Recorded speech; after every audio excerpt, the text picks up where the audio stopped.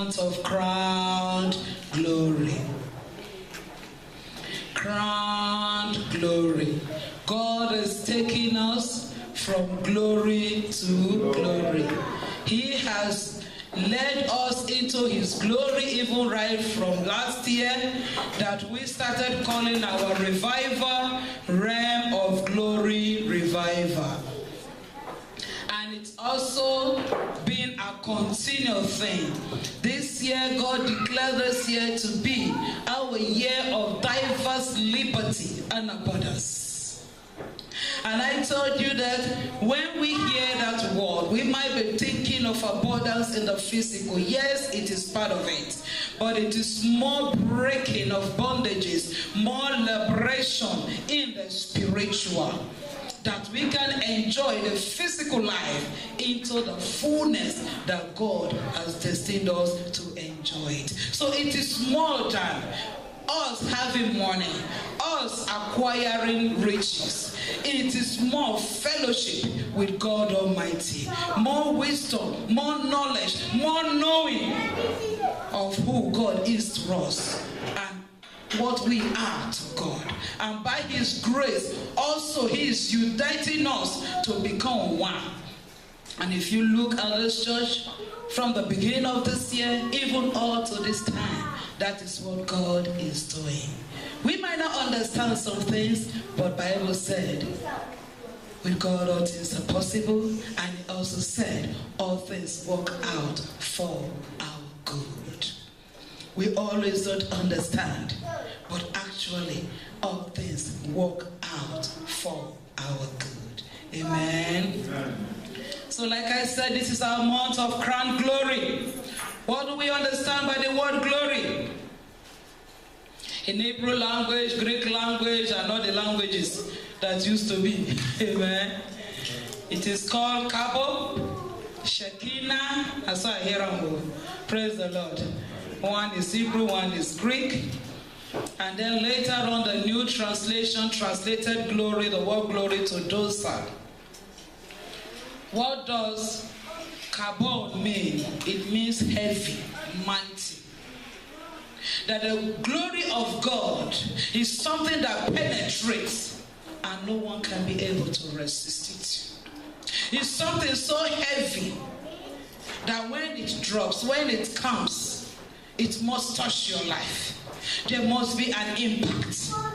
There must be something that changes. Amen? Amen. And when we look into the Bible, all the places in the Old Testament that have said that the glory of God came, even Saul with his wicked heart, in the pursuit of David to kill David, with that wicked heart, that one can think that no, that wickedness, when God sees that God resists wickedness, yes, it is true. That God won't do anything. He will not have to do anything in common with those who are wicked, but we remember that his mercy prevailed. Saul had it in his heart to go and kill David. And he went to Ramah. When he got there, the band of prophets were prophesying. The glory and the power of God that was there, that wickedness of Saul's heart could not resist it. The Bible says Saul was prophesying. King Saul started prophesying, and then the people asked, is Saul among the prophets? That is how powerful the power and the glory of God is. It comes in a heavy way to overtake. He comes in a way to bring changes. It is not just mouth, it is a manifestation of his very self. Amen. Amen. Praise the Lord. Now I'm using my voice. Amen. Anyway, my voice is loud. So the voice of God thunders. Hallelujah. Amen. So when he is speaking, it's not my voice, it's his voice thundering. Amen. That is why he comes out good. Yesterday somebody said, this is your voice. You don't kill them for time. I said, that guy don't die, don't take it now. He said, now your voice is like that of man. I said, right from the beginning, that is what it said. And now it's even more manly. Amen. To the glory of God. Because when God possesses, he comes. that lion Kua's voice. Amen? Amen. Praise the Lord. That means we need new speakers. So those who want to bless this church, we can dash these speakers out. We need new speakers. So you can also sow so that we can get better speakers. Amen?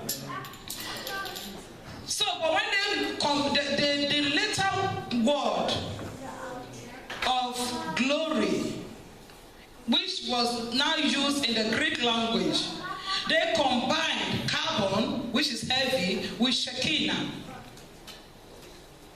which is that goodness of God. And they combined it, and then they gave it a more precise word, which is called dosa. And like I said, dosa now means God coming to take possession in human spell. In this our world, God coming with his power, God coming with his own presence to ensure that that changes is being done.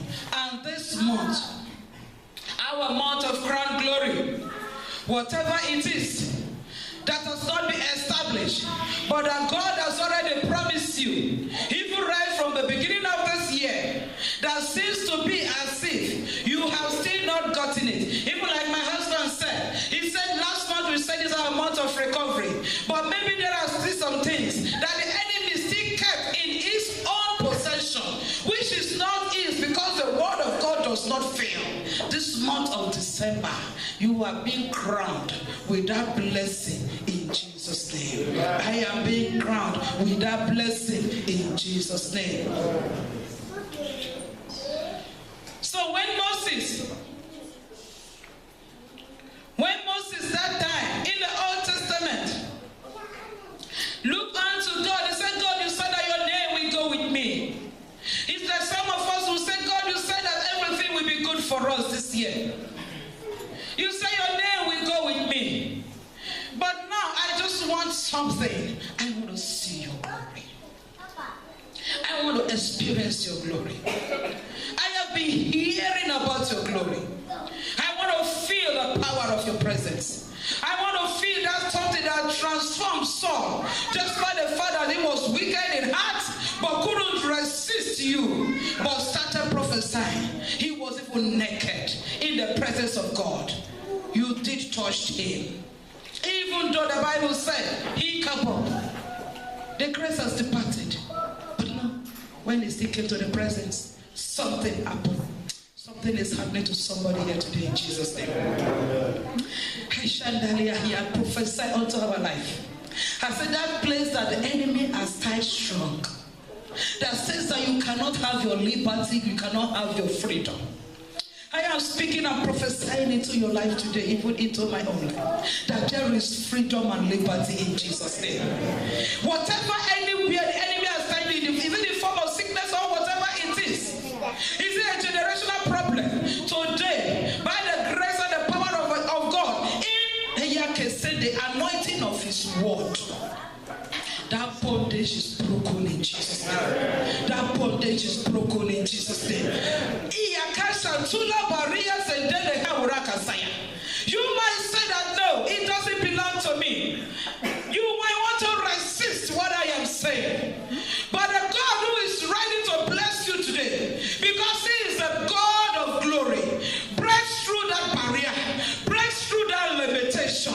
Because I am your pastor, I am Masando Loka Sindariaha. You cannot come into this ministry without fulfilling what you need to fulfill. So I stand and I break through that barrier. With the power of God that is upon me, I take your possession by force and I give it unto you in Jesus' name. When you leave this place today, you will see that there is a change in your life in Jesus' name. Exodus 33.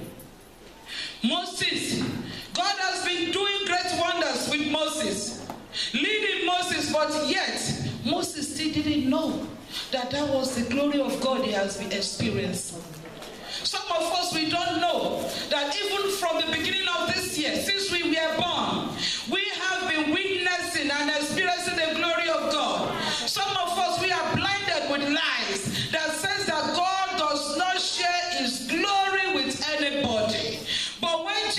was speaking in the book of John. He said, the glory that you give unto me, I give unto them.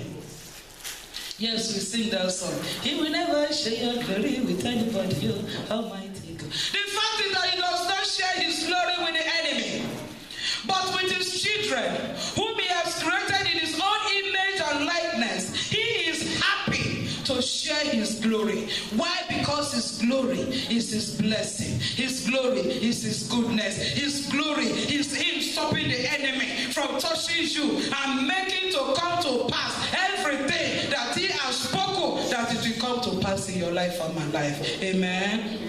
Exodus 33:19. God said unto Moses, when he said, Lord, I want to see your glory. God, I want to experience you. God Almighty laughed and said, oh, my son, you lack the definition of the word glory. I want to tell you today the definition of the word glory.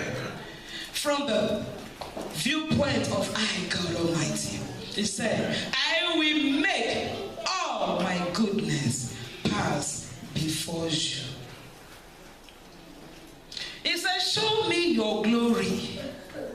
The glory of God is not when we are falling under anointing, even though that was what happened to Saul.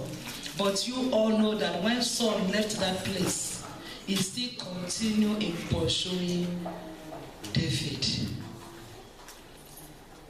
When the glory of God really touches you, when you receive that goodness of God, is something that nobody can be able to take from you.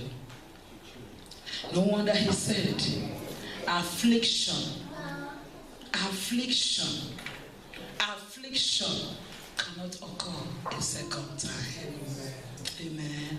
So when you receive the goodness of God, you retain that goodness of God.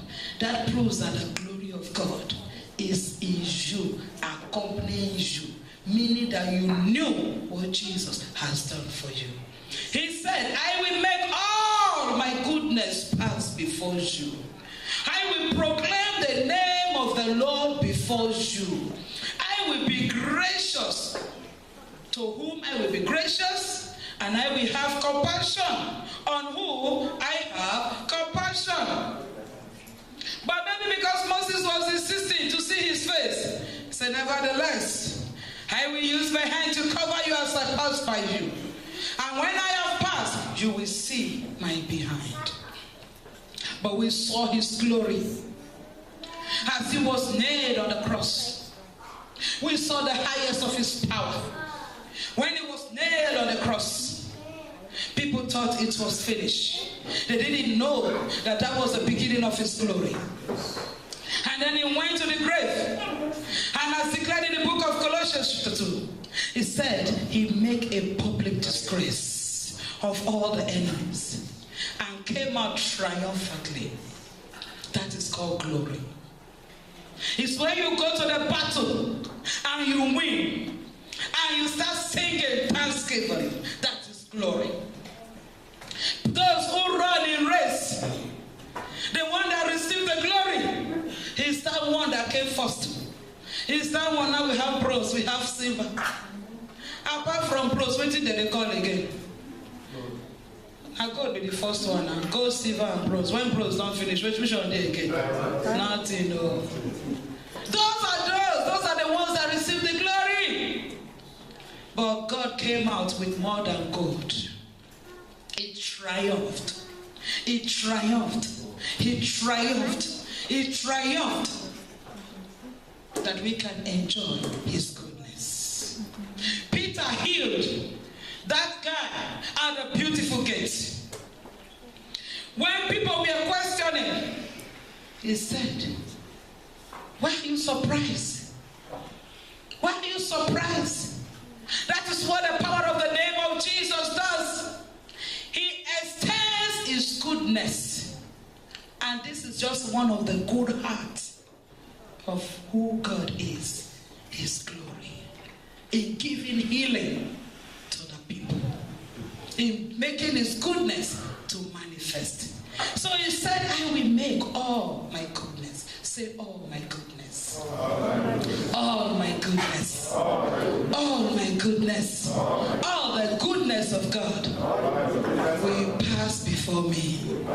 All the goodness of God will pass before me. All the goodness of God will pass before me.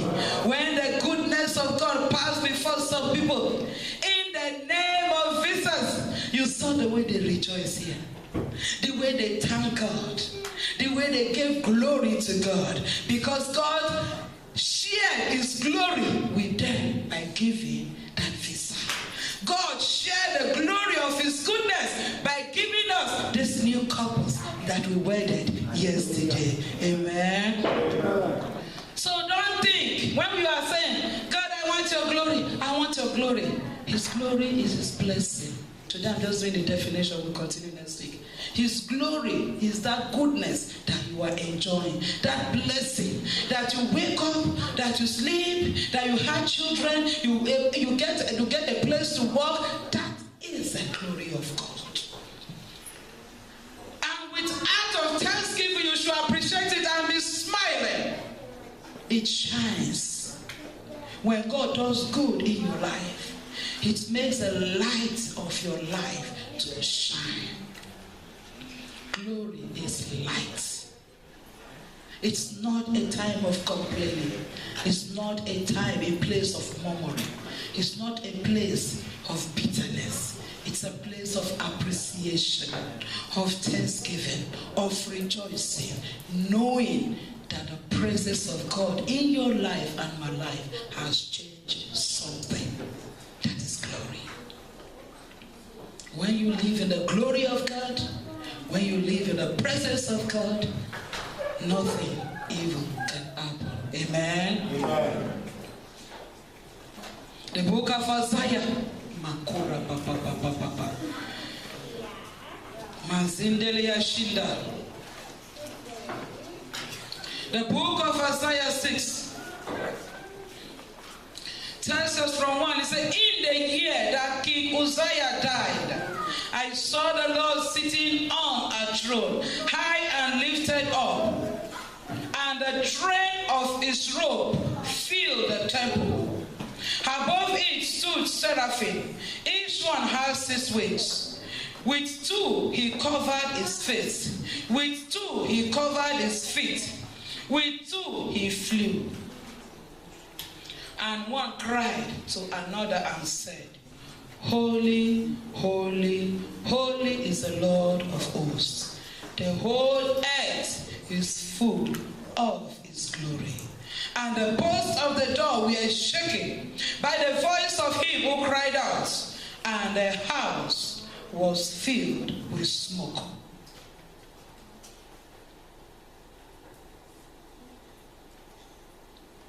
The posts of the door were shaken by the voice of him who cried out.